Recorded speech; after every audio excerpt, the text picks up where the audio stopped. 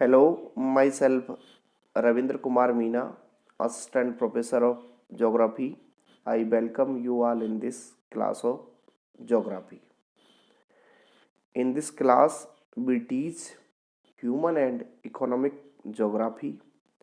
The last video, we are detail study natural vegetation.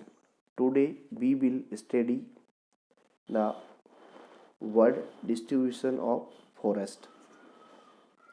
पिछले last video में हमने प्राकृतिक संसाधनों में प्राकृतिक वनस्पति का अध्ययन किया था। आज हम यहाँ पे वन संपदा का अध्ययन करेंगे। सबसे पहले हम देखें कि वन होते क्या हैं। तो भू क्षेत्र में जहाँ वनों का घनत्व सामान्य से अधिक है उसे वन कहते हैं, अर्थात वह एरिया जिसके अंदर बहुत ज़्यादा वृक्ष पाए जाते हैं उसे हम फॉरेस्ट या वन के नाम से जानते हैं। विभिन्न मापदंडों पर आधारित वनों की कई परिभाषाएं हैं। अलग अलग प्रकार से लोगों ने अलग अलग प्रकार से इसको परिभाषित किया है। वनों ने पृथ्वी के लगभग 9.5% भाग को घेर रखा है, जो कुल भूमि क्षेत्र का 30% भाग है। एक समय कभी वन ये जो टोटल भूमि का क्षेत्र है उसके 50% भाग पे फैले हुए थे, परंतु वर्तमान में नहीं है। वन जीव जंतुओं के लिए आवास स्थल हैं और पृथ्वी के जल चक्र को नियंत्रित और प्रभावित करते हैं और मृदा संरक्षण का आधार है। इसी कारण वन पृथ्वी के जैवमंडल का अहम हिस्सा है। पृथ्वी पर अगर हम देखें तो वन क्षेत्र की दृष्टि से दक्षिण अमेरिका महाद्वीप प्रथम स्थान पे है। दक्षिण अमेरिका महाद्वीप के अंतर्गत सर्वाधिक वन पाए जाते हैं। और अगर वनों में हम विविधता देखें तो पूरी पृथ्वी के अंदर जो विषुवत रेखीय सदाबहार वन है वो सबसे घने और सबसे विविधता युक्त वन है।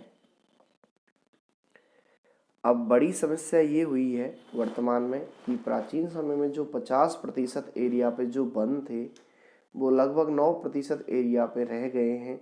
उसका बड़ा कारण है वनों का विनाश। विश्व स्तर पर जिस गति से वनों का विनाश हो रहा है उससे ये आभास हो रहा है कि भविष्य में विश्व पर्यावरण में जैव विविधता संकट उत्पन्न होगा। क्यों? कारण ये है कि वन्य जीवों की प्राकृतिक आवास नष्ट हो रहे हैं और उसकी वजह से प्राकृतिक आपदाएं भी आ रही हैं। हम पूरे विश्व के में देखें तो बाढ़, सूखा, भूमि संरक्षण, चक्रवाती तूफान जैसी प्राकृतिक आपदाएं हैं, उनकी पुनरावृत्ति और उनमें बढ़ोतरी हो रही है। हम देखें कि जो प्रकृति के अंदर वनोन्मूलन हुआ है उसके पीछे क्या कारण है। तो पहला कारण है कृषि कार्य के लिए कि प्रारंभिक समय से मानव वन उपजों से अपना जीवन निर्वाहन करता रहा है, लेकिन जैसे जैसे कृषि का विकास हुआ विस्तृत पैमाने पर वनों को साफ करके कृषि भूमि में परिवर्तित कर दिया गया। और वर्तमान समय में तीव्र गति से जिस गति से जनसंख्या वृद्धि हो रही है उसकी खाद्यान्न आपूर्ति के लिए जो कृषि का एरिया है उसको बढ़ाया जा रहा है और उसकी वजह से वनों को निरंतर काटा जा रहा है। दूसरा है आदिम प्रकार की स्थानांतर कृषि। उसके तहत भी वनों को काटा, जलाया और उस स्थान को साफ किया जाता है और ये जो प्रोसेस है इसकी पुनरावृत्ति होती है और नई जगह पे जाके पुनः जंगलों को काट के कृषि योग्य भूमि तैयार की जाती है। दूसरा कारण है वनों का चरागाह में परिवर्तन। इसके पीछे भी वही रीजन है कि बढ़ती जनसंख्या और घटते चरागाहों की स्थिति में वन क्षेत्र को साफ करके चरागाहों में रूपांतरित कर लिया जाता है। बड़े बड़े डेयरी फार्मिंग के व्यवसाय इन चरागाहों के पास विकसित किए जाते हैं, जिससे पर्यावरण अवनयन को गति मिलती है। तीसरा कारण है निर्माण कार्यों के लिए वन विनाश। 1860 के दशक के बाद जब से औद्योगिक क्रांति हुई है, तब से वन आधारित उद्योगों का तीव्र गति से विकास हुआ है। बढ़ती जनसंख्या, नगरीकरण, आवासीय आवश्यकताओं के लिए वन आधारित निर्माण कार्य तीव्र हुए हैं, अर्थात जो वन का क्षेत्र है उन्हें साफ करके वहाँ पे शहर, सड़क, आवास, रेलवे लाइन बिछा दिए गए हैं। फलस्वरूप वनों का उन्मूलन हुआ है। नंबर 4 हम देखें तो वो है घरेलू और व्यापारिक उद्देश्यों हेतु वनों का विनाश। तो वर्तमान में जिस तरीके से टेक्नोलॉजी का डेवलप हुआ है, तो ये जो प्रौद्योगिकी मानव है अपने घरेलू और व्यापारिक प्रयोजन हेतु भी वनों का विनाश कर रहा है, क्योंकि तीव्र गति से बढ़ रही जनसंख्या के कारण लकड़ी की मांग बढ़ रही है, जो ईंधन के अतिरिक्त भवन निर्माण और फर्नीचर की काम आती है। इसके अलावा कागज़, लुगदी उद्योग, सिलाई, इमारतें, पुल, रेल, नाव आदि निर्माण कार्यों के लिए लकड़ी वनों से काटी जाती है। नंबर 5 पे है खनन के कारण वनों का विनाश। तो विश्व स्तर पर बड़े क्षेत्रों में खनन हेतु वनों को साफ किया गया है और फलस्वरूप इस खनन के दौरान तीव्र गति से वनों का विनाश हो रहा है। जैसे भारत में ही हम देखें तो पश्चिम बंगाल, झारखंड, उड़ीसा, मध्य प्रदेश, छत्तीसगढ़, उत्तराखंड में खनन के लिए वनोन्मूलन हो रहा है। राजस्थान का उदाहरण लें तो यहाँ पे जो अरावली पर्वतीय क्षेत्र है उसमें संगमरमर और तावा और अन्य खनिजों के खनन के लिए वनों का विनाश किया जा रहा है। नंबर 6 पे है वनाग्नि। वनाग्नि यानी वन के अंदर आग, जो प्राकृतिक और मानवीय दोनों कारणों से ही लग सकती है और इससे बड़े क्षेत्र में वनों का विनाश होता है। नंबर 7 पे है जीवीय कारकों द्वारा विनाश। तो जीवीय कारक में पालतू जानवर और सूक्ष्म जीवाणु दोनों ही हैं और दोनों से ही वनों का विनाश होता है। ये प्रमुख रूप से वनोन्मूलन के कारण हैं, जिनकी वजह से प्रकृति में वनों की जो मात्रा है वो लगातार घटती जा रही है, जो हमारे लिए बड़ी ही हानिकारक है। अब हम देखें कि ये जो वनोन्मूलन हो रहा है उससे क्या प्रभाव पड़ रहा है। तो हम जानते हैं कि वन संसाधन संतुलन के लिए प्रमुख तत्व माने जाते हैं और वन विनाश का प्रभाव संपूर्ण जो इकोसिस्टम है उसके ऊपर दिखाई देता है, जिसके उपरांत सभी जीव जंतु प्रभावित होते हैं और उससे जो प्राकृतिक आपदाएं हैं, मृदा अपरदन, बाढ़, सूखा, उनकी तीव्रता में तेजी आती है। तो इसके जो दुष्प्रभाव हैं वो पहला है कि जलवायु पर प्रतिकूल प्रभाव।